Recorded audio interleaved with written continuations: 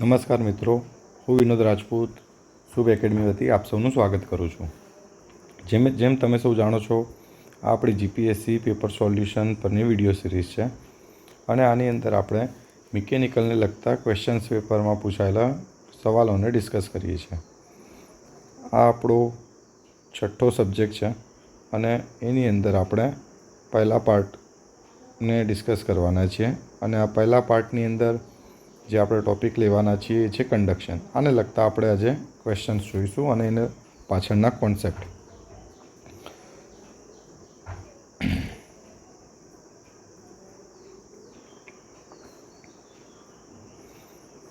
તો જેમ તમે સૌ જાણો છો, આની અંદર જે 10 ક્વેશ્ચન્સ પેપર આપણે ઇન્ક્લુડ કર્યા છે એ કયા કયા છે? તો GWSSBની છેલ્લે એક્ઝામ્સ લેવાઈ છે 2020 પછી. એમાં 4 એક્ઝામ્સ છે. ક્લાસ 1ની એક, સુપર ક્લાસ 2ની, ક્લાસ 2ની અને ક્લાસ 3ની. GMCની 3 એક્ઝામ છે. એમાં સુપર ક્લાસ 2ની એક છે, ક્લાસ 2ની એક છે અને ક્લાસ 3ની એક છે. ગુજરાત મોટર વ્હીકલ ડિપાર્ટમેન્ટ જે છે, જેને આપણે RTO કહીએ છીએ, એની 2 એક્ઝામ્સ લેવાઈ છે, ક્લાસ 2 અને ક્લાસ 3ની. અને ગુજરાત મેરીટાઈમ બોર્ડની ક્લાસ 2ની એક્ઝામ લેવાઈ છે. તો આ રીતે ટોટલ 10 ક્વેશ્ચન પેપર આપણે અહીંયા ઇન્ક્લુડ કરેલા છે. રાઈટ. તો શરૂ કરીએ છીએ આપણે. કંડક્શન. પહેલો ક્વેશ્ચન જે તમને સ્ક્રીન પર દેખાય છે, ખાલી જગ્યા, is the transfer of energy from more energetic particle of substance to adjacent less energetic ones as a result of interaction between the particles. મતલબ કે કોઈ એક પાર્ટિકલ હોય, બરાબર, એના બાજુના પાર્ટિકલને એનર્જી આપે છે, બરાબર. તો આ કઈ પ્રોસેસમાં થાય? તો ફંડામેન્ટલી જુઓ તમે, કયા કયા ઓપ્શન છે? Convection, conduction, radiation. તો કંડક્શનમાં એવું થાય કે જેવો આ પાર્ટિકલને એનર્જી મળે એટલે એ પોતાની જે મીન પોઝિશન હોય, આ એની મીન પોઝિશન બતાવે, બરાબર. એના ઉપર એ શું થાય? આંદોલિત થાય, મતલબ કે મૂવમેન્ટ કરે, પણ એની મીન પોઝિશન પરથી હટે નહીં. જેના લીધે આ બેના વચ્ચે જે ગેપ રહેલી છે, જે તમને અહીંયા દેખાય, બરાબર, આ જે ગેપ દેખાય છે તમને અહીંયા, એ ગેપ પૂરાઈ જાય. જ્યારે પાર્ટિકલ આ બાજુ જાય તો એના બાજુના પાર્ટિકલને અથડાય તો આ બી એની પોઝિશન પર મૂવમેન્ટ કરવા મળે. કેમ કે મીન પોઝિશન પરથી એ હલી નહીં શકતા. એનું રીઝન એ કે એ બે વચ્ચે મોલિક્યુલર અટ્રેક્શન ઘણું વધારે છે, રાઈટ. તો એ રીતે આને મળેલી એનર્જી હોય એ આગળ જશે, બરાબર, અને એના પછીની બીજાને મળશે. તો આવું શેના અંદર થાય? તો આવું થાય કંડક્શનમાં, બરાબર. તો તમને થાય પછી કન્વેક્શનમાં કેવું થતું હશે? તો કન્વેક્શનમાં શું થાય? કન્વેક્શનમાં જે પાર્ટિકલને એનર્જી મળે, બરાબર, એ પાર્ટિકલ પોતે એનર્જી લઈને બીજા પાર્ટિકલ સુધી જાય, બરાબર. આ એક પાર્ટિકલ છે, બીજો પાર્ટિકલ છે, એ પોતે એના સુધી જાય. અને કઈ રીતે હોઈ શકે? તો 2 પોસિબિલિટી છે. કાં તો એ પોતે ડેન્સિટી ડિફરન્સના લીધે જાય,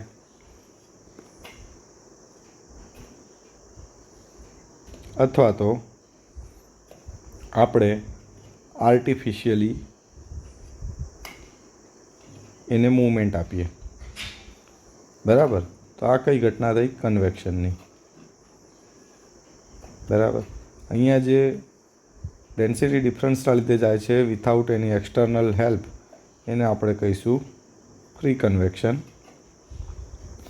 અને જો આપણે બહારથી કોઈ હેલ્પ કરીએ છીએ ફ્લુઇડ પાર્ટિકલને વધારે ઝડપી બીજા પાર્ટિકલ સાથે પહોંચવા માટે, તો એ આપણે ફોર્સ્ડ કન્વેક્શન કહીશું, બરાબર. તો આ ફંડામેન્ટલ છે કન્વેક્શનનો. હવે બીજું જે આવે છે રેડિયેશન. તો રેડિયેશન એક એવું છે કે જેને હીટ ટ્રાન્સફર કરવા માટે મીડિયમની જરૂર નથી. રેડિયેશનના કેસમાં નો મીડિયમ રિક્વાયર્ડ. મતલબ કે જે આ એનર્જી ટ્રાન્સફર થશે ક્યુ એ ઇલેક્ટ્રોમેગ્નેટિક વેવ્સના ફોર્મમાં હશે. બરાબર, જે રીતે સૂર્યની ઉર્જા આવે છે આપણા સુધી ફોટોન્સના રૂપમાં, એ રીતે. એટલે એનર્જી પોકેટ્સ પોતે જ એનર્જી લઈને આગળ વધે છે. બરાબર, એને કોઈ મીડિયમની જરૂર પડતી નથી. તો એ રેડિયેશન. તો અહીંયા જે આપણો સાચો જવાબ બનશે એ આપણો બનશે કંડક્શન. પણ મેં તમને બીજા 3 ફિનોમિના બી સમજાવી દીધા, જેથી એક્ઝામમાં પૂછાય તો તમારે કોઈ કન્ફ્યુઝન રહે નહીં. આગળ વધીએ છે. Question number 2. In solids blank is due to the combination of vibration and molecule in lattice and energy transport by free electrons. બરાબર, તો આ શેના લીધે છે સમજો. આવું શેના અંદર થાય છે તો એ તો હું તમને કહી દઉં, તમને ખ્યાલ બી હશે કે કંડક્શનના અંદર થાય. વાઇબ્રેશન તો આગળ આપણે જોઈ જ ગયા. જેવું સોલિડના મોલિક્યુલ્સને એનર્જી મળે એ પોતાની મીન પોઝિશન ઉપર આંદોલન કરે એટલે કે વાઇબ્રેશન થાય. અને બીજું એક એ બી છે કે જેવું તમે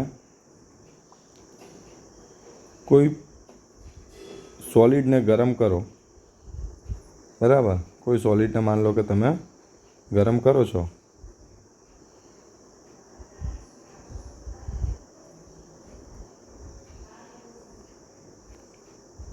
આ આપણે લેમ્પથી ગરમ કર્યું તો અહીંયા આગળ ટેમ્પરેચર TH થાય, અહીંયા આગળ ટેમ્પરેચર લોઅર એટલે કે સરાઉન્ડિંગ થાય. તો આ જે ટેમ્પરેચર ગ્રેડિયન્ટ બને છે એના લીધે થાય છે શું કે ઇલેક્ટ્રોન છે એનો ફ્લો બને છે હાઈ ટેમ્પરેચરથી લોઅર ટેમ્પરેચર સુધી. બરાબર, અને આ ફ્રી ઇલેક્ટ્રોન્સ જે હોય બહારી કક્ષાના એ ઇલેક્ટ્રોન્સની વાત છે. કેમ કે જેવી એનર્જી મળે એટલે મુક્ત થઈ જાય છેલ્લી કક્ષામાંથી. એના અટ્રેક્ટિવ ફોર્સ કરતાં વધારે એનર્જી લઈ લે એટલે પછી એ પરમાણુની બહાર જઈ શકે. બરાબર, છેલ્લી કક્ષામાંથી છૂટી શકે અને પછી લોઅર ટેમ્પરેચર સુધી મૂવમેન્ટ કરે છે.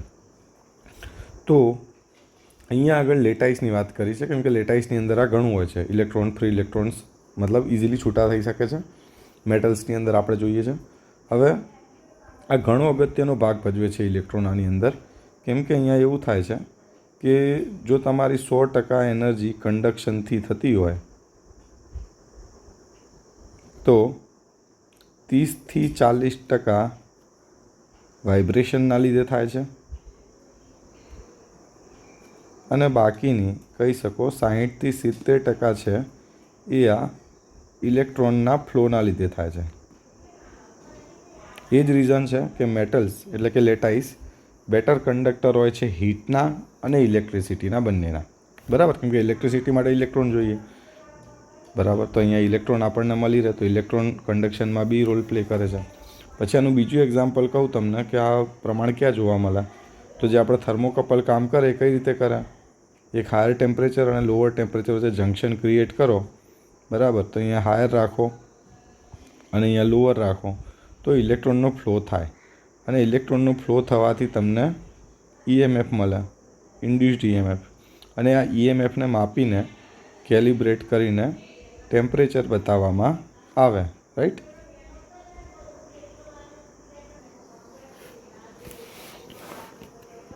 તો આ EMF મળે એનું કારણ બી યાદ છે કે ટેમ્પરેચર ડિફરન્સના લીધે ઇલેક્ટ્રોન ફ્લો થાય છે. અને કેલિબ્રેશનથી આપણે ટેમ્પરેચર ડિફરન્સ કેટલો હશે અને જો એક ટેમ્પરેચર જાણતા હો તો બીજું ટેમ્પરેચર તમને ખબર પડી જાય. તો એ બી આ ઘટનાના લીધે જ છે, આના પર જ કામ કરે છે. બરાબર, નેક્સ્ટ ક્વેશ્ચન પર આવીએ. Question number 3. The unit of thermal conductivity is.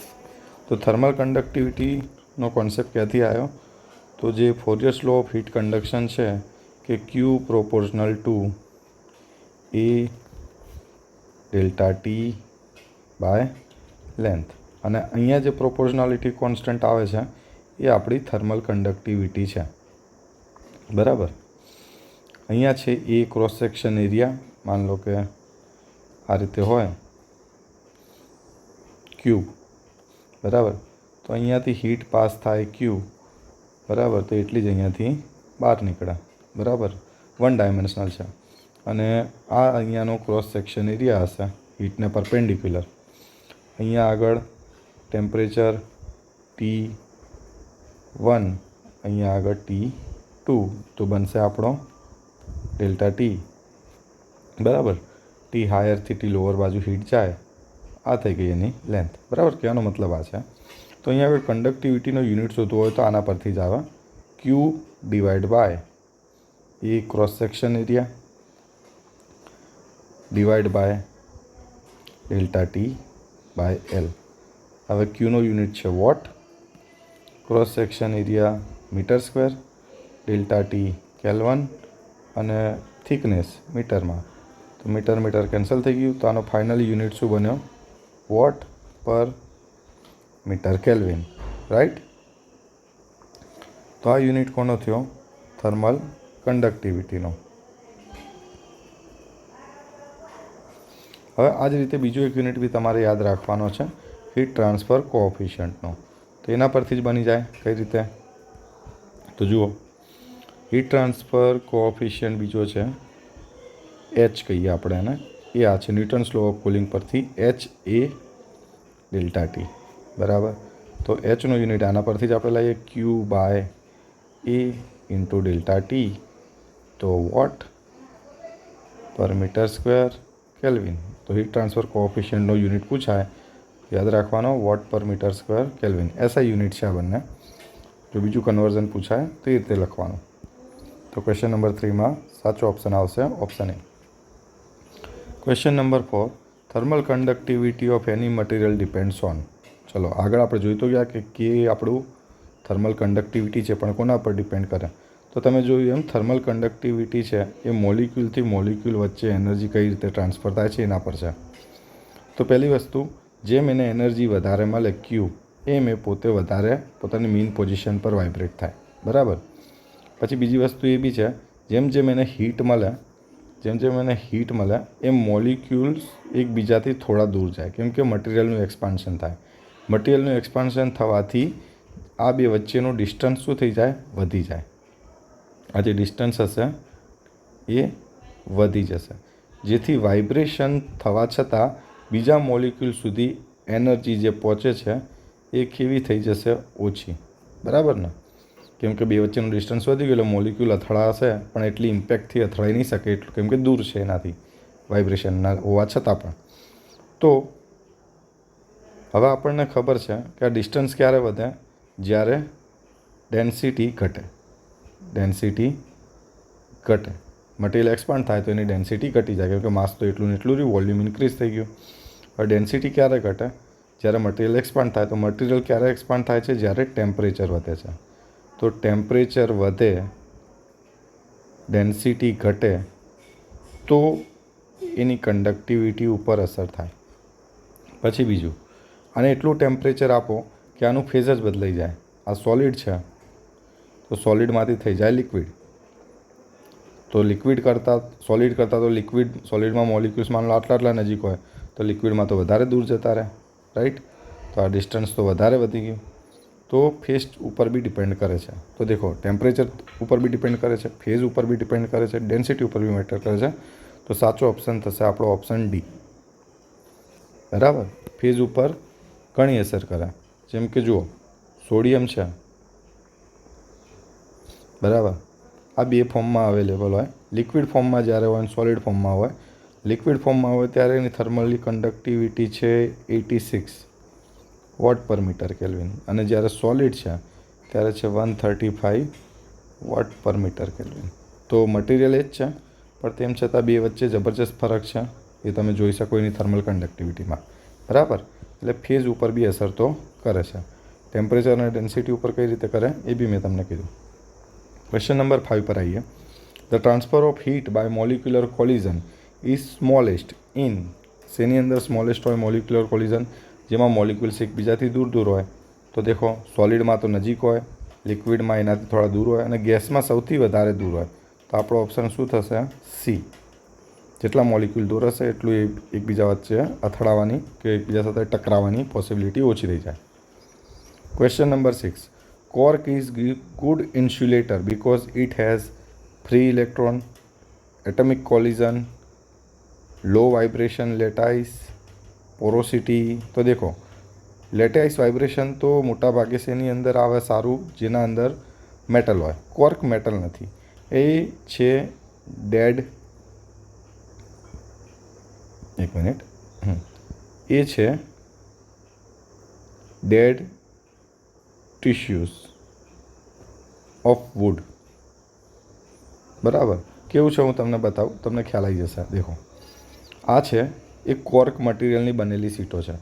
Cork મટીરિયલને સર્વસામાન્ય તમે જોયું હોય તો જે શેમ્પેનની બોટલ ઉપર આ રીતે લાકડાનું બૂચ જેવું તમને દેખાય, જે લગાવેલું હોય, બરાબર, બોટલના ઉપર આ રીતે. તો આ જે બૂચ લગાવેલું હોય છે એ કોર્ક મટીરિયલનું જ હોય છે. આવા કલરનું મટીરિયલ તમને દેખાતું હશે એમાં. તો આ મટીરિયલને તમે જરા ધ્યાનથી જુઓ તો તમને ખ્યાલ આવશે. દેખો, થોડું ઝૂમ કરું.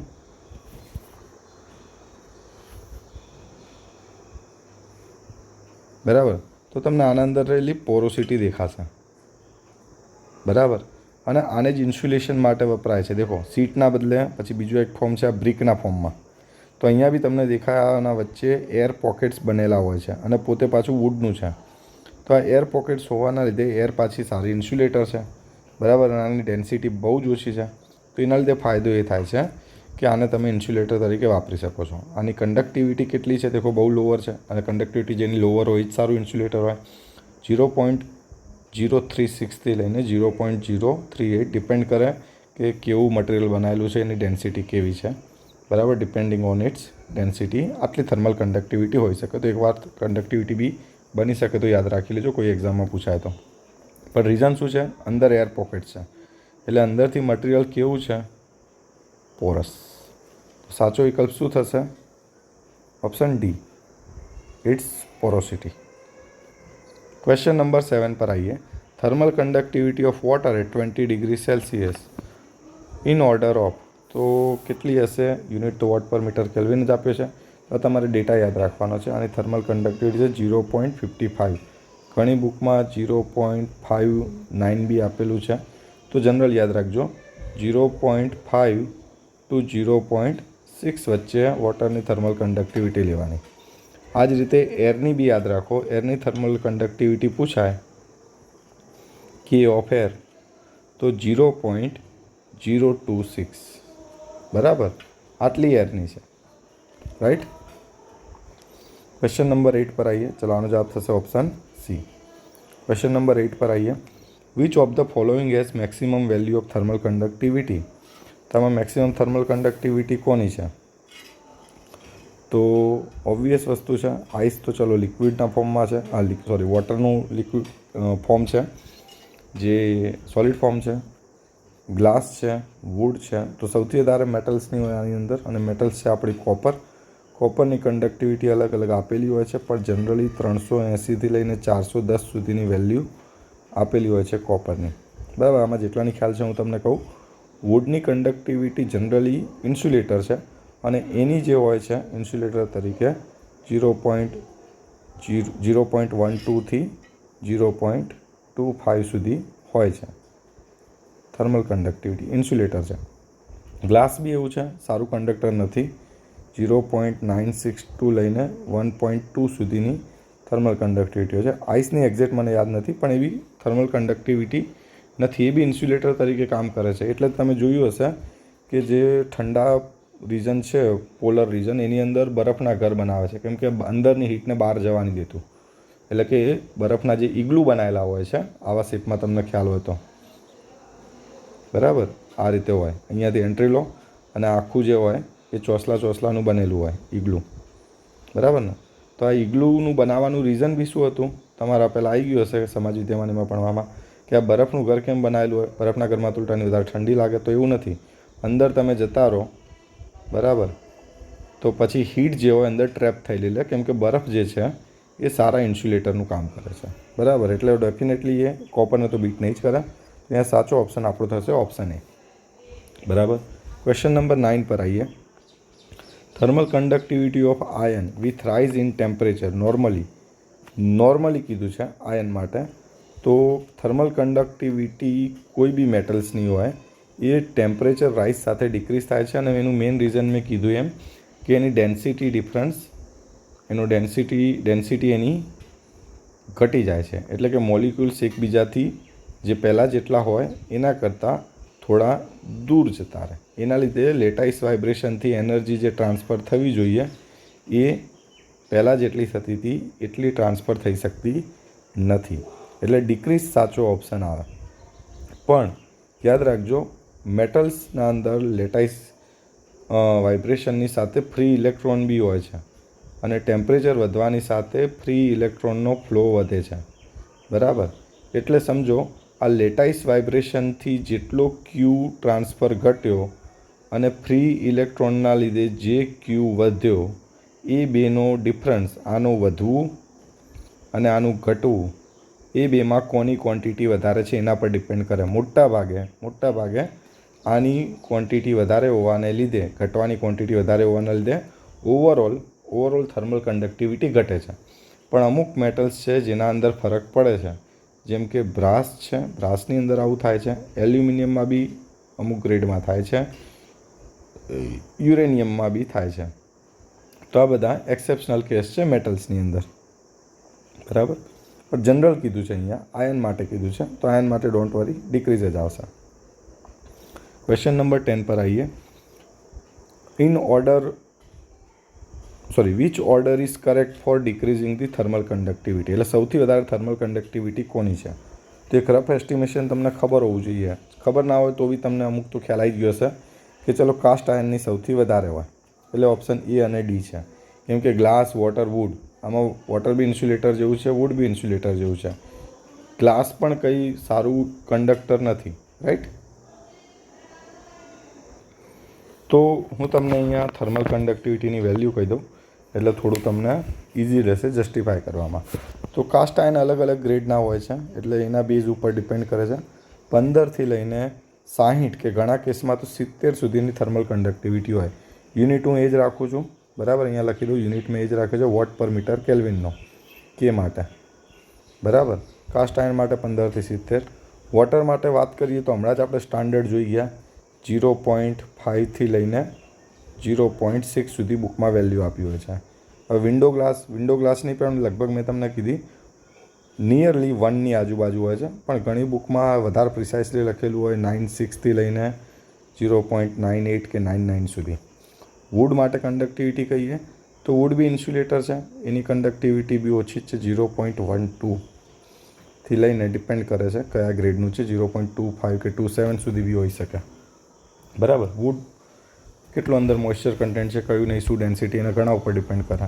તો આના પ્રમાણે જોવા જઈએ તો સૌથી સારું કન્ડક્ટર તો કાસ્ટ આયન જ છે. પહેલા નંબર પર જોઈએ તો કાસ્ટ આયન જ આવે. બીજા નંબરમાં આના પછી સારી કન્ડક્ટિવિટી છે વિન્ડો ગ્લાસની, બરાબર, 1ની નજીક. પછી છે આપણી પાસે વોટર, અને પછી છે આપણી પાસે વુડ. બરાબર. તો આ સિક્વન્સ આપણી જળવાય છે ઓપ્શન નંબર એમાં. બરાબર. તો અહીંયા ઓપ્શન એ સાચો બનશે. ક્વેશ્ચન નંબર 11 પર આવીએ. In which one of the following materials is the heat energy propagation minimum due to conduction heat transfer? તો સૌથી મિનિમમ શેના અંદર થાય? કન્ડક્શનના લીધે કીધું છે, યાદ રાખજો, કન્ડક્શનના લીધે. તો કન્ડક્શનમાં જેમાં મોલિક્યુલ વચ્ચેનું ડિસ્ટન્સ વધારે હોય, તો અહીંયા લીડ, કોપર, વોટર આપ્યું છે. લીડ અને કોપર છે સોલિડ, એમાં આ તો છે બંને મેટલ પાછા. વોટર છે લિક્વિડ ફેઝ, એર છે ગેસિયસ ફોર્મ. એટલે ગેસિયસમાં જ કન્ડક્શન સૌથી ઓછું હોય, તો આપણો ઓપ્શન સાચો બનશે ડી. બરાબર. કન્ડક્ટિવિટીની વેલ્યુ બી આપણે જોઈ ગયા છે. કન્ડક્ટિવિટીની વેલ્યુ પરથી યાદ આવ્યું, તમને થોડી વેલ્યુ કહી દઉં, થોડી યાદ રહે, કેમ કે આ ઘણીવાર ક્વેશ્ચન પૂછાયેલો છે. દેખો, સિલ્વરની કન્ડક્ટિવિટી છે 428 આજુબાજુ, કોપરની છે 401ની આજુબાજુ, 400 લખો તોય વાંધો નહીં. જે ગોલ્ડ છે, ગોલ્ડની છે 300 આજુબાજુ, 310, 315, થોડી આગે પાછી હોઈ શકે. એલ્યુમિનિયમની જે છે એ 220થી લઈને 230 સુધી આજુબાજુ હોય છે, ઘણીવાર 250 બી હોય, ગ્રેડ ઉપર જાય છે. પછી મેં તમને કીધું હતું સોડિયમ. સોડિયમમાં 2 ફેઝ હતા, લિક્વિડ અને સોલિડ. લિક્વિડમાં મેં કીધી હતી 80 આજુબાજુ, એટલે કે 86 જેવી વેલ્યુ હતી. સોલિડમાં છે 135. 2 ફેઝ વચ્ચેનું યાદ રાખજો, કંઈ નહીં વધારે છે. બ્રાસ છે, બ્રાસમાં બી ગ્રેડ હોય છે, પણ જનરલ યાદ રાખજો 110, 115 કે 120 સુધી બી વેલ્યુ આપેલી હોય છે. આયર્નની ઇમ્પોર્ટન્ટ છે 67, આમાં બી ગ્રેડ ઉપર હોય છે. સ્ટેનલેસ સ્ટીલની જોઈએ 14 છે, અને નોર્મલ સ્ટીલ જોઈએ તો એની વેલ્યુ 40-45 જેટલી બી હોય છે. બરાબર. એર, વોટરની તો એ બધાની આપણે જોઈ ગયા, પણ આ થોડી મેટલ્સની યાદ રાખજો. આમાં સૌથી વધારે ઇમ્પોર્ટન્ટ છે અહીં રહી. આ 3ની સિક્વન્સ પૂછાય કે આ 4ની સિક્વન્સ પૂછાય, એ પૂરી પોસિબિલિટી છે. બરાબર, યાદ રાખજો. ગોલ્ડ સૌથી ઉપર નથી કે ગોલ્ડની કોપરથી બી વધારે નથી. આ ઘણું ઇમ્પોર્ટન્ટ છે, ઘણી વાર પૂછાય અને પૂછવાની પોસિબિલિટી બી છે.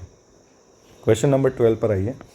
As the temperature of air increases the thermal conductivity. હવે મેટલ્સમાં શું થયું કે થર્મલ કન્ડક્ટિવિટી ઘટી, બરાબર, પણ એરની અંદર વધે છે. તો એનું કારણ શું? તો એરમાં એવું હતું કે પહેલાંથી જ પાર્ટિકલ્સ એકબીજાથી બહુ દૂર દૂર હતા, એટલે અથડાવાની શક્યતા જ નથી. અને અથડાય નહીં તો કન્ડક્શન થ્રુ હીટ ટ્રાન્સફર કઈ રીતે થાય? પણ જેવી આને હીટ મળે ક્યુ, એટલે આની શું વધી જાય? Kinetic energy. કાઇનેટિક એનર્જી કોના પર ડિપેન્ડ કરે છે? એની વેલોસિટી ઉપર. બરાબર ને? તો એની વેલોસિટી વધે, કેમ કે v² છે. તો એના લીધે શું થાય કે આ મોલિક્યુલ્સ વધારે વેલોસિટીથી પાસ થાય, મતલબ કે જલ્દી બીજા મોલિક્યુલ સુધી પહોંચે. અને જેટલો જલ્દી બીજા મોલિક્યુલ સુધી પહોંચશે એટલી વધારે શક્યતા હશે કે કન્ડક્શનથી હીટ ટ્રાન્સફર કરશે. બરાબર, એકબીજાથી દૂર તો હતા જ. તો લિક્વિડમાં આવું કેમ નહીં થતું? તો લિક્વિડમાં મોલિક્યુલ્સ એકબીજાની પાસે હતા, એ હીટ ટ્રાન્સફર કરવાની શક્યતા તો હતી જ, પણ એ એટલા બી ફ્રી નહીં થતા કે રેન્ડમલી ગેસ કે એરની જેટલા મૂવ થઈ શકે. એટલે એના માટે તો જેટલા નજીક હતા એટલું સારું હતું. ઉલટાનું ટેમ્પરેચર વધવાથી ડિસ્ટન્સ એનું વધી જાય, એકબીજા દૂર જતા રહે, તો હીટ ટ્રાન્સફર કોલિઝનથી એમનાથી બહુ ઓછું થાય, અને કોલિઝનથી ઓછું થાય તો થર્મલ કન્ડક્ટિવિટી ઓછી બતાવે. તો યાદ રાખજો, એર માટે કન્ડક્ટિવિટી વધે છે અને વોટર માટે કે ગેસ માટે ઘટે છે. બરાબર. શેની સાથે? જો ટેમ્પરેચર ઇન્ક્રીઝ થાય તો. બરાબર. આ એરની જગ્યાએ તમે ગેસ લાવી દો તો બી કોઈ વાંધો નહીં, અને વોટરની જગ્યાએ તમે લિક્વિડ હોય તો બી કંઈ વાંધો નહીં. બરાબર. આનો એક ચાર્ટ બી છે. અચ્છા, એ તો જુઓ, અહીંયા આગળ તમને એર દેખાશે. બરાબર. તો દેખો, અહીંયા આગળ સ્કેલમાં અહીંયા ટેમ્પરેચર આપેલું છે. બરાબર. ટેમ્પરેચરની જેમ જેમ વેલ્યુ વધે છે તો કન્ડક્ટિવિટી વધે છે. બીજા બધા ગેસ બી છે. દેખો, સેચ્યુરેટેડ સ્ટીમ છે, એમોનિયા વેપર છે, હિલિયમ છે, હાઇડ્રોજન છે, એક ઇથાઇલ ગ્લાયકોલ છે જે એક્સેપ્શનલ છે, કન્ડક્ટિવિટી ઘટવાના બદલે વધે છે. યાદ રાખજો. એન્જિન ઓઇલ કહી શકો, લિક્વિડ કહી શકો, એની કન્ડક્ટિવિટી ઘટે છે. વોટર માટે યાદ રાખજો, વધે અને ઘટે બંને પોસિબિલિટી છે. કોના પર ડિપેન્ડ કરે વધશે કે ઘટશે? તો કયા ટેમ્પરેચરથી શરૂઆત કરો છો? માન લો કે તમે અહીંયા છો, તમારું ટેમ્પરેચર આટલું છે T1, અને જો તમે હીટ આપો, મતલબ કે એનું ટેમ્પરેચર વધે તો એની કન્ડક્ટિવિટી વધે છે. પણ તમે અહીંયા આગળ છો, ઇનિશિયલ ટેમ્પરેચર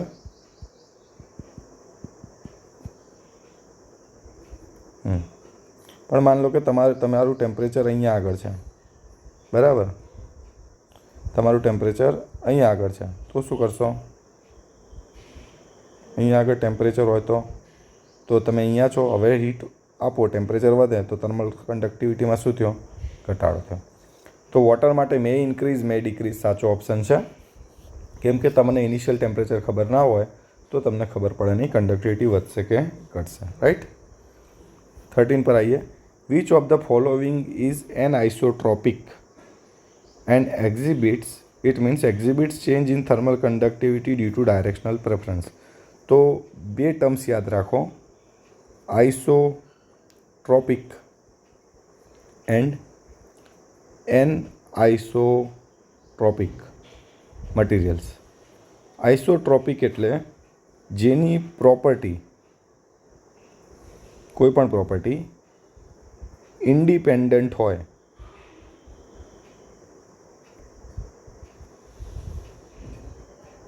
શેનાથી? ડાયરેક્શનથી. બરાબર. અને એનઆઇસોટ્રોપિકમાં ડિપેન્ડ ઓન ડાયરેક્શન. બરાબર. અહીંયા આપણો સાચો જવાબ વુડ છે. અને વુડ કેમ તો હું તમને બતાવું. માન લો આઇસોટ્રોપિક એટલે શું? માન લો કે આ એક બ્લોક છે આપણી પાસે,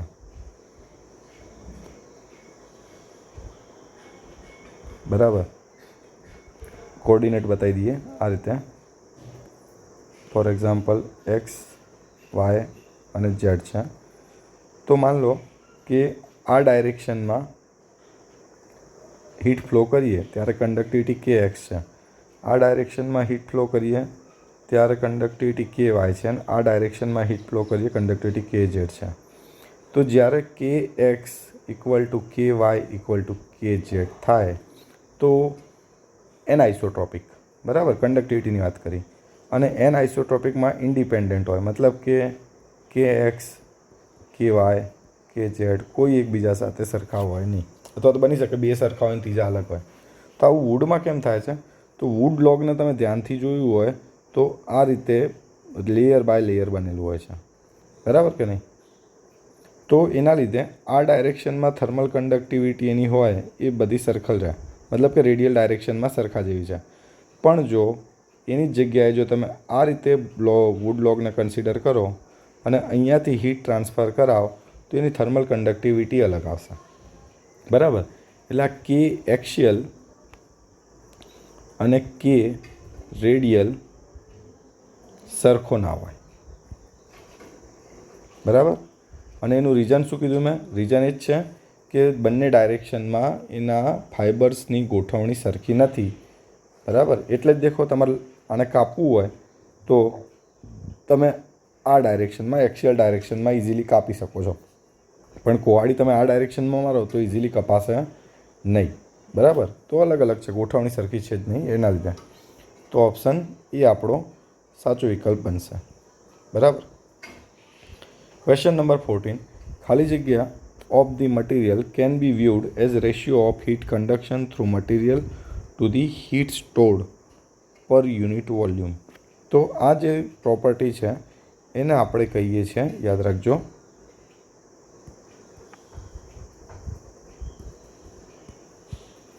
થર્મલ ડિફ્યુઝિવિટી. થર્મલ ડિફ્યુઝિવિટીની ડેફિનેશન જ છે અને એના ઉપરથી જ બનેલું છે કે heat conducted by heat stored. મતલબ કે તમે કોઈ મટીરિયલને હીટ આપો તો જો એ મટીરિયલને પોતાને ગરમ થવામાં વાર લાગે એનો મતલબ એ બહુ બધી હીટ સ્ટોર કરે છે અને એક ટેમ્પરેચર સુધી પહોંચ્યા પછી જ એ હીટ આગળ ધકેલે, બરાબર ને? તો કન્ડક્ટેડની અમાઉન્ટ એના પછી જ ચાલુ થાય. તો જો મટીરિયલ પોતે હીટ સ્ટોર વધારે કરે અને પછી કન્ડક્ટ બહુ ઓછી કરતું હોય તો એની ડિફ્યુઝિવિટી ઓછી કહેવાય. પણ જો હીટ એ વધારે કન્ડક્ટ કરે અને પોતે સ્ટોર ઓછી કહેવાય તો એની ડિફ્યુઝિવિટી સારી કહેવાય, બરાબર. તો આના બેઝ ઉપર છે ડેફિનેશન. અને આનું ઇક્વેશન શું બને છે? તો કન્ડક્ટિવિટી મેજર થાય છે આપણી કન્ડક્ટેડ પાર્ટ કે ઉપર ડિપેન્ડ કરે છે અને હીટ સ્ટોરનો પાર્ટ ડિપેન્ડ કરે છે ડેન્સિટી ઇન્ટુ સ્પેસિફિક હીટ, બરાબર. તો આ રો ઇન્ટુ સીપીને આપણે શું કહીએ છીએ? Heat capacitance. હીટ કેપેસિટન્સ, બરાબર ને? યાદ રાખજો. અને આ છે થર્મલ કન્ડક્ટિવિટી. તો આ રીતે બી પૂછાય રેશિયો, તો બી યાદ હોવો જોઈએ,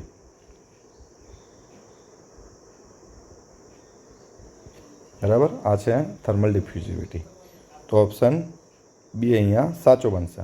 ક્વેશ્ચન નંબર 15. ચલો એ જ છે. Thermal conductivity of the substance, thermal diffusivity of the substance is given by, તો કે બાય રો સીપી, બરાબર. સીપી એટલે કોન્સ્ટન્ટ પ્રેશર પર છે એટલે વાત કરી છે. ઓપ્શન એ આપણો સાચો બનશે. Question number 16.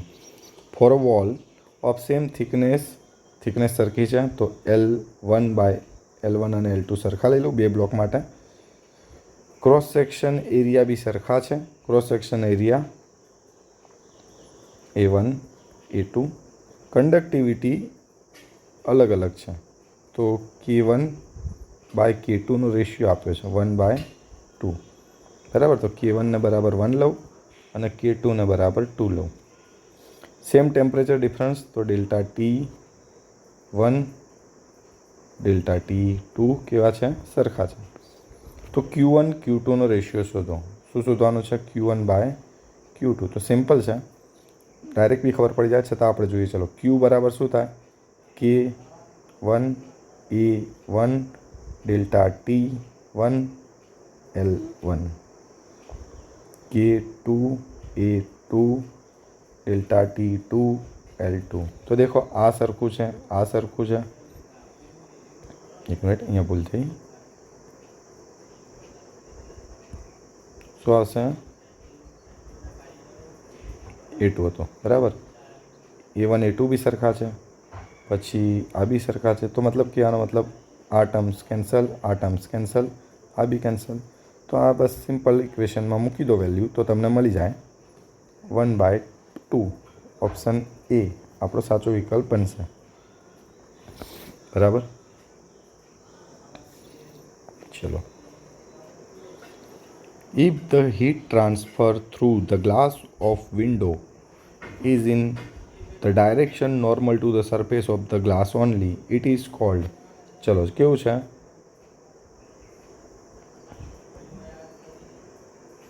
એક તમને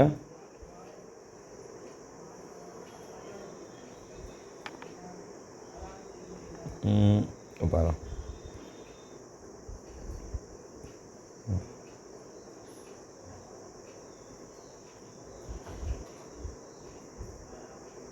આ રીતે માની લો કે વિન્ડો આપી છે,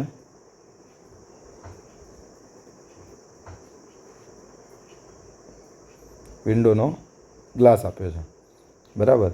અને અહીંયાથી હીટ એન્ટર થાય છે, બરાબર. હવે ક્યુ હીટ આવે છે તો એની પોસિબિલિટી ઘણી હોય.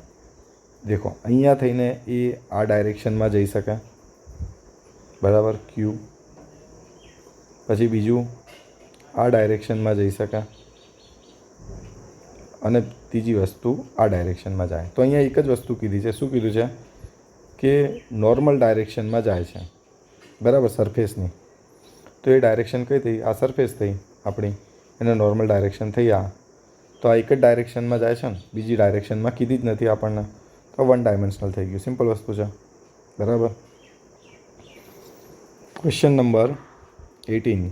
The outer surface of long hollow cylinder is maintained at constant temperature. The cylinder does not have any heat source. The temperature in the cylinder will be. મતલબ ટેમ્પરેચર સિલિન્ડરની અંદર કઈ રીતે વેરાઈ થશે? કહેવાનો મતલબ એમ છે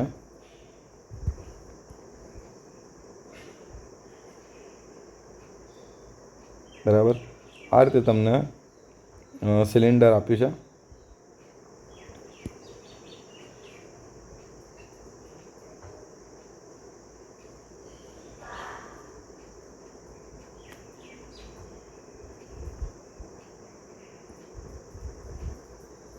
બરાબર. Just a minute. હા, આ સિલિન્ડર છે અને રેડિયલ ડાયરેક્શનમાં હીટ ટ્રાન્સફર થાય છે, બરાબર. આઉટર ટેમ્પરેચર કેવું છે? ફિક્સ છે, ટી આઉટર. ટી ઇનર બી આપણે ફિક્સ કરીએ. તો અહીંયા જે ટેમ્પરેચર અલગ અલગ પોઈન્ટ ઉપર આવે, T1 T2 T3, બરાબર, એ કઈ રીતે વેરાઈ થશે એ કહેવાની વાત છે. તો દેખો, આ કઈ રીતે આનું લોજિક છે હું તમને સમજાવું. જો તમને યાદ હોય ઇક્વેશન ક્યુનું, તો ક્યુ બરાબર કે એ dt/dr. આ ઇક્વેશન કયું હતું? માત્ર ને માત્ર રેડિયલ ડાયરેક્શનનું હતું, બરાબર, કંડક્શનનું. હવે જે સિલિન્ડરનું ઇક્વેશન હતું આપણે આના પરથી લાવ્યા હતા, તો એ કંઈક આવું હતું. Q = -K 2 pi R del T by del R. આ મેં કોનું લખ્યું? ખાલી રેડિયલ. આ રીતે એક્સિયલ બી હતું પણ આપણે રેડિયલ ગણીએ, આપણે રેડિયલ જ કીધું છે એટલા.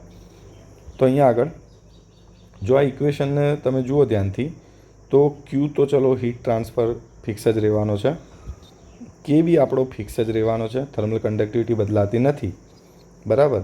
2π બી કોન્સ્ટન્ટ છે. તો એનો મતલબ એ થાય જો તમારે ડિસ્ટ્રીબ્યુશન જોવું હોય આની અંદર તો ડેલ્ટા ટી આમ છે અને આ બાજુ લખી દઈએ આપણે તો અહીંયા થશે dr બાય આર. હવે ડેલ્ટા ટી ગોતવું હોય તો બંને બાજુ આપણે ઇન્ટિગ્રેશન કરવું પડે 1 થી 2, મતલબ કે ઇનરથી આઉટર, બરાબર. તો T outer minus T I, બરાબર. હવે કોઈ પણ આઉટરના બદલે રેડિયલ ડિસ્ટન્સ પર જોતું હોય આપણને તો એના પ્રમાણે કોઈ R1 મૂકી દેવાનું, બરાબર. તો અહીંયા હું લખી દઉં TR1 તો મળી જાય એ પોઈન્ટ ઉપર આપણને. તો એ રીતે હવે અહીંયા કેવું બને? અહીંયા LN બને, LN R1 અને RI, બરાબર.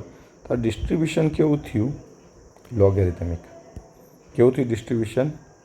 લોગેરિથમિક ટેમ્પરેચરનું. તો અહીંયા દેખો ઓપ્શન આપણો બને છે ડી, બરાબર. લોજિક યાદ રાખો તો કોઈ દિવસ ભૂલશો નહીં. Up to the critical radius of insulation તો હીટ લોસની અસર. તો અપ ટુ ક્રિટિકલ ઇન્સ્યુલેશન શું થાય? તો તમને ગ્રાફ બતાવું, તમને યાદ હોય તો. આ રીતે એક ગ્રાફ હતો. અહીંયા આપણે જોઈએ તો આપણી પાસે હતું ક્યુ અને અહીંયા હતું આપણી પાસે રેડિયસ. હવે ઇન્સ્યુલેશન લગાવ્યા વગરની જે રેડિયસ છે, બરાબર, સિલિન્ડર ગણો કે પછી સ્ફિયર ગણો, એ છે આઉટર રેડિયસ આ ઇન્સ્યુલેશન વગરની. હવે જો તમારું RO less than critical radius હોય તો, હવે ક્રિટિકલ રેડિયસ શું હોય? તો ક્રિટિકલ રેડિયસના બે ઇક્વેશન છે. સિલિન્ડર માટે છે K/h ફોર સિલિન્ડર અને સ્ફિયર માટે છે 2K/h. એટલે આનાથી વેલ્યુ ખબર પડી જાય. કે કોનો છે? તો કે છે તમારો ઇન્સ્યુલેશનનો, બંને કેસમાં, બરાબર. તો એનાથી આ વેલ્યુ ખબર પડી જાય. તો જે ક્રિટિકલ રેડિયસ છે એ ડિપેન્ડ નહીં કરતી કયા મટીરિયલ ઉપર તમે લગાવો છો એના ઉપર, પણ ઇન્સ્યુલેશન ઉપર ડિપેન્ડ કરે છે, ઇન્સ્યુલેશનની કન્ડક્ટિવિટી અને જેના અંદર હીટ ટ્રાન્સફર થવાનું છે એ મીડિયમનો H, બરાબર. તો માન લો કે આવું ક્યારે થાય? જ્યારે RO તમારો RCથી વધારે હોય. તો RC અહીંયા છે, બરાબર. તો દેખો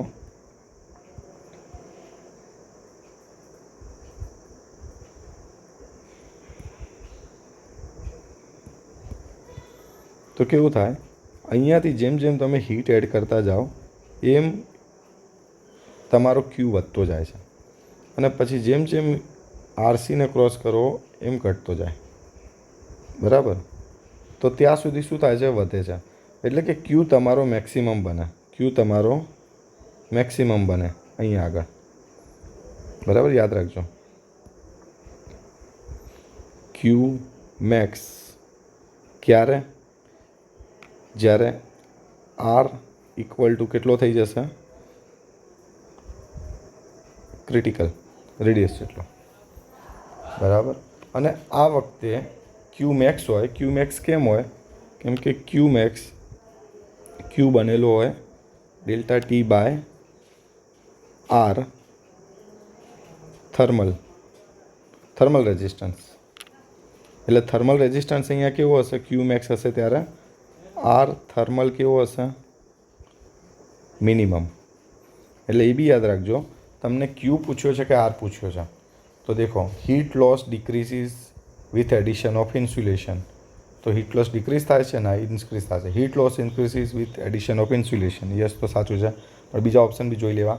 there occurs a decrease in heat flux. ખોટી વાત છે. Conduction heat loss is more than convection heat loss. ના, ખોટી વાત છે. કન્વેક્શન હીટ લોસ વધી જાય અને કન્ડક્શન હીટ લોસ ઘટી જાય, બરાબર. પણ દેખો અહીંયા આગળ એ ઓપ્શન નથી, તો આપણી પાસે ઓપ્શન કયો છે સાચો? બી, બરાબર. તો 19માં ઓપ્શન આવશે બી, બરાબર. આગળ વધીએ. Question number 20. Yes, critical thickness of insulation of sphere. તો મેં બે કીધા હતા ઇક્વેશન. સિલિન્ડર માટે ક્રિટિકલ રેડિયસનું RC K/h થાય છે. અને સ્ફિયર માટે પણ કીધું હતું, સ્ફિયર માટે કીધું હતું 2K/h થાય છે. તો બહુ બેઝિક ક્વેશ્ચન છે પણ ઘણી વાર પૂછાયેલો છે આ, બરાબર. તો અહીંયા સ્ફિયર માટે 2K/h ઓપ્શન ડી છે, option D. Question number 21. Cylinder made of a metal of conductivity 40 watt per metre. આ મટીરિયલ, સિલિન્ડર મટીરિયલની કંડક્ટિવિટી છે, બરાબર. આપણા માટે મહત્ત્વની નથી, યાદ રાખજો. આ ફેક ડેટા તમને કન્ફ્યુઝ કરવા માટે આપે છે, આની કોઈ જરૂર નહીં પડે. આપણે કોની કંડક્ટિવિટી જોઈએ? ઇન્સ્યુલેશનની. કેટલી આપી છે? 0.1.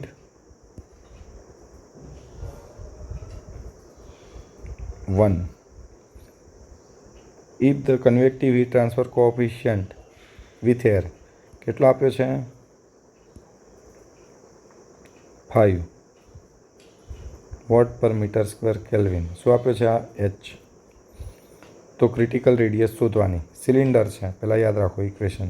તો શું હતું ઇક્વેશન? ઇક્વેશન હતું R critical is equal to K/h, બરાબર. K કેટલો છે? 0.1 ડિવાઈડ બાય 5. તો કેટલો આવશે? 0.02 મીટર આવે. એટલે આ થાય 2 સેન્ટીમીટર ઓર 20 mm, બરાબર. આટલી રેડિયસ થાય ત્યાં સુધી ઇન્સ્યુલેશન એડ કરવું પડે. તો 2 સેન્ટીમીટર ઓપ્શન છે, ઓપ્શન એ. હવે અહીંયા કન્ફ્યુઝ કરવા તમને શું પૂછી શકે? તમને એમ બી કહી દે કે સિલિન્ડરની જે આઉટર ડાયામીટર છે DO એ છે 2 સેન્ટીમીટર, બરાબર. તો 2 સેન્ટીમીટર આઉટર ડાયામીટર છે. અને તમને અહીંયા ક્રિટિકલ રેડિયસ ના પૂછી દે, બરાબર. અહીંયા પૂછી લે ક્રિટિકલ થિકનેસ.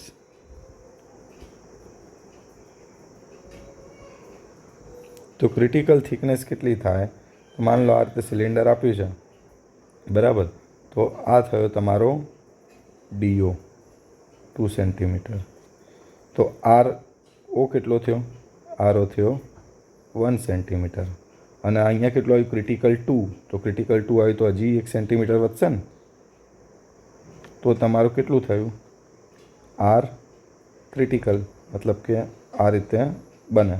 તો આ T બન્યો ઇન્સ્યુલેશનનો. ત્યારે ક્રિટિકલ કેટલું થયું? 2 સેન્ટીમીટર. તો જ્યારે થિકનેસ પૂછાય તો જવાબ શું આવત? 1 સેન્ટીમીટર, બરાબર. યાદ રાખજો, થિકનેસ પૂછે છે કે ક્રિટિકલ રેડિયસ પૂછે છે. Question number 22. Fins are provided on heat transferring surface in order to increase. તો શું એડ કરે છે? એરિયા એડ કરે છે. કેમ? યાદ રાખજો. તો અહીંયા જે હીટ ટ્રાન્સફર થતું હોય એ થતું હોય એના સરાઉન્ડિંગ મીડિયમમાં, મતલબ કે એ શું હોય? ગેસ, એટલે કે એર. તો Q શું આવશે? કન્વેક્શન. શું આવશે? કન્વેક્શન. H એ ડેલ્ટા ટી. ડેલ્ટા ટી કયો આવે? તો ડેલ્ટા ટી બને T સરફેસ, એટલે કે આપણી સિલિન્ડરની, માઇનસ TA. ટી એ કોનો? એરનો, બરાબર. તો આ ફિક્સ થઈ ગયું છે. H કોનો છે? એરનો, H ઓફ એર, એ બી ફિક્સ છે. તો Q વધારવા માટે આપણી પાસે રસ્તો રહ્યો A. તો દેખો, માન લો કે આ રીતે ના હોત સિલિન્ડર, તો શું થાત? તો સિલિન્ડર તમારો કંઈક હોત આટલો, બરાબર. બહારનું કશું હોત નહીં, આટલો સિલિન્ડર હોત. તો આટલો હોત તો સરફેસ એરિયા કેટલો મળત? તો સરફેસ એરિયા તમને કેટલો મળત? સરફેસ એરિયા થાત કંઈક આ જે બનત એટલો, બરાબર ને. પણ ફિન એડ કરવાથી હવે એરના કોન્ટેક્ટમાં આવવાવાળો એરિયા કેટલો થઈ ગયો? તો એ તો વધી ગયો. કેટલો થઈ ગયો? તો જ્યાં જ્યાં ફિન કોન્ટેક્ટમાં આવે એ બધું. તો દેખો હવે આટલો, આ બધા એરિયા કેટલો બહુ જબરજસ્ત વધારી દીધો. તો આ એરિયા વધારવાના લીધે ક્યુમાં કેવો થશે? જબરજસ્ત વધારો થશે. તો એરિયા વધારીને હીટ ટ્રાન્સફર વધારે છે, બરાબર. મેં આની બીજી ફિગર બી બતાવી છે. દેખો, આ રીતે એન્જિન પર એન્યુલર ફિન લગાવેલા હોય,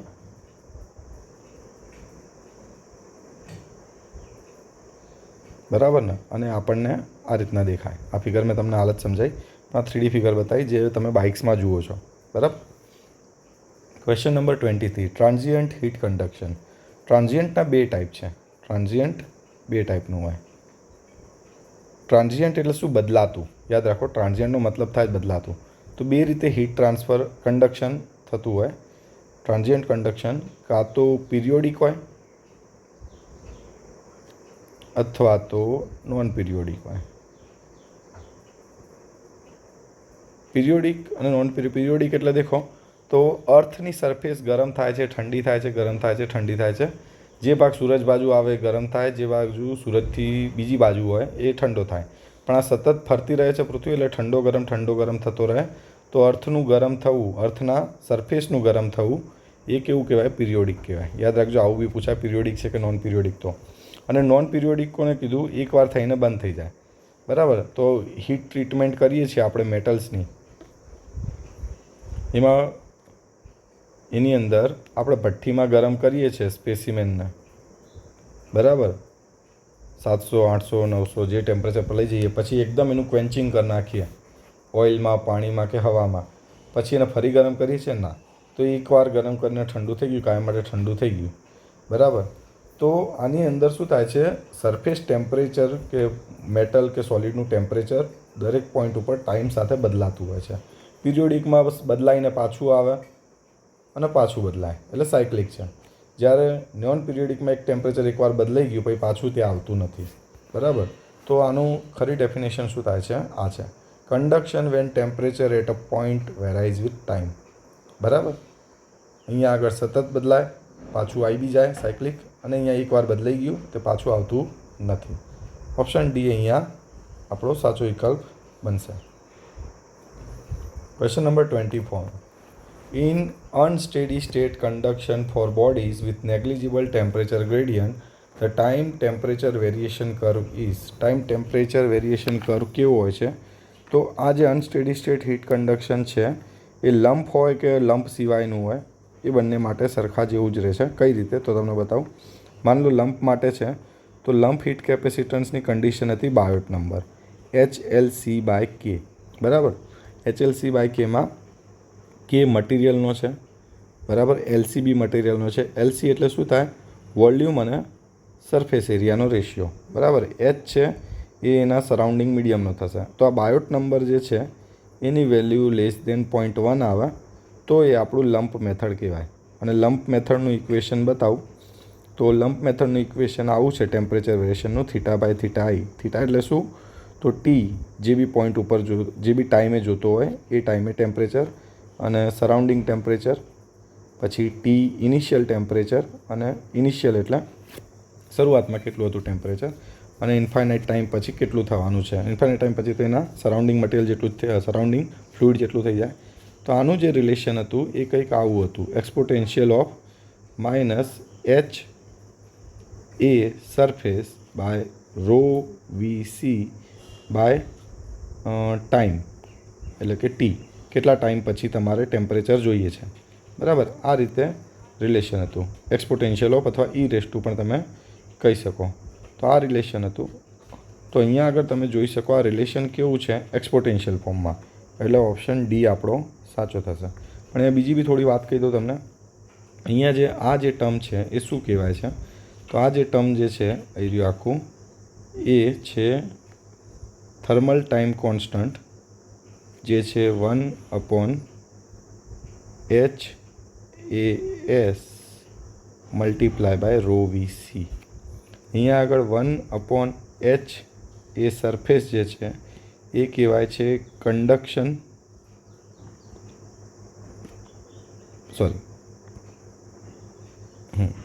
એ કહેવાશે કન્વેક્શન રેઝિસ્ટન્સ. બરાબર. અને ρVC એ છે લમ્પ થર્મલ કેપેસિટન્સ. એટલે આ રીતે બી ટર્મ્સ પૂછાય તો તમે ધ્યાન રાખજો. બરાબર. તો અહીંયા આપણો આ પહેલો પાર્ટ કમ્પ્લીટ કરીએ છીએ આપણે. નેક્સ્ટ પાર્ટની અંદર આપણે ફરી મળીશું, જેના અંદર આપણે કન્વેક્શન રિલેટેડ ક્વેશ્ચન્સ જોઈશું. જો તમારે રેગ્યુલર અપડેટ અને MCQ સોલ્વ કરવા હોય, જે લેક્ચર ચાલતા હોય એના રિલેટેડ, એ સબ્જેક્ટ રિલેટેડ, તો ટેલિગ્રામ ચેનલ છે આપણી, એ જોઈન કરજો તમે. શુભ એકેડમી મેક કરીને તમે ટેલિગ્રામમાં સર્ચ કરશો તો તમને મળી જશે. @શુભ એકેડમી મેક કરીને. અને આ એકેડમીનું ઓફિશિયલ એડ્રેસ છે, કોન્ટેક્ટ ડિટેલ્સ છે. જો કોઈ ક્વેરી હોય તો તમે આના પર પૂછી શકો છો. બરાબર, ત્યાં સુધી આપણે નેક્સ્ટ લેક્ચરમાં મળીશું. ત્યાં સુધી થેન્ક યુ સો મચ.